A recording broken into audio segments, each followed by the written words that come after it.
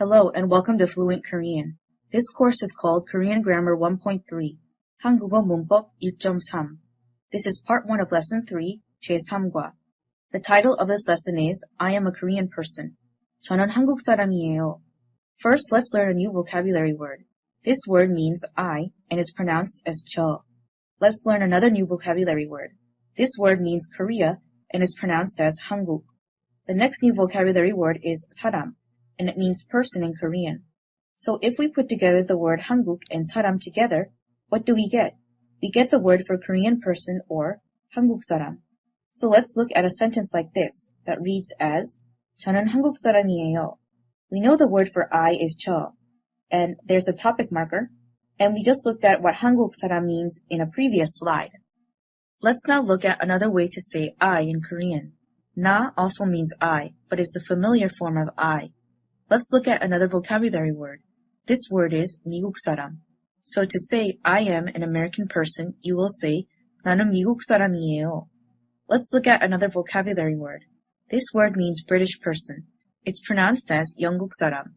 How would you say I am a British person using the polite I? The sentence will be 저는 영국 사람이에요. If you haven't noticed already, nationality is formed by adding the name of the country plus the word 사람, which means person in Korean. So for example, a Chinese person in Korean will be 중국 사람. 중국 means China and is the name of the country.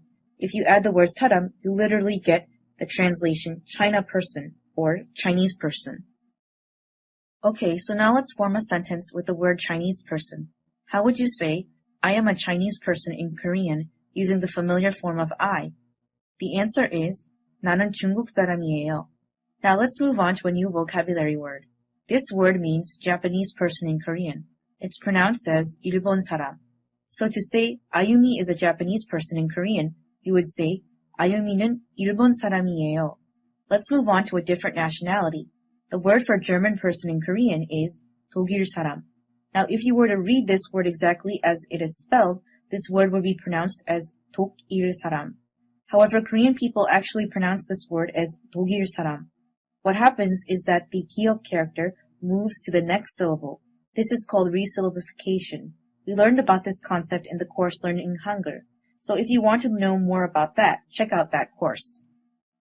So now let's make a sample sentence in Korean. How would you say John is a German person in Korean? The answer is 요한은 독일 사람이에요.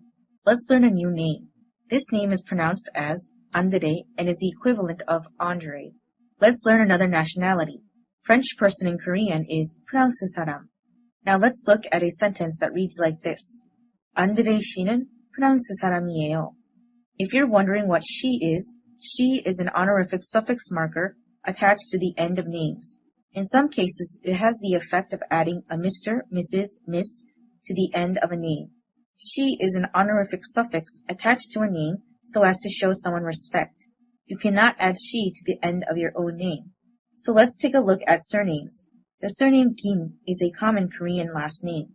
So if you want to say Mr. 정민 Kim is a Korean person, it'll be 김정민 씨는 한국 사람이에요. In Korean, surnames come before the first name. An example is Mr. 정민 Kim. Kim is the last name and 정민 is the first name. There is no comma between the first and last name. There is no space between the first and last name as well. So here are some things you want to consider when you address someone. The most polite way to address someone is by putting the surname first and the first name last. The next level of formality is to address someone by calling their first name plus she.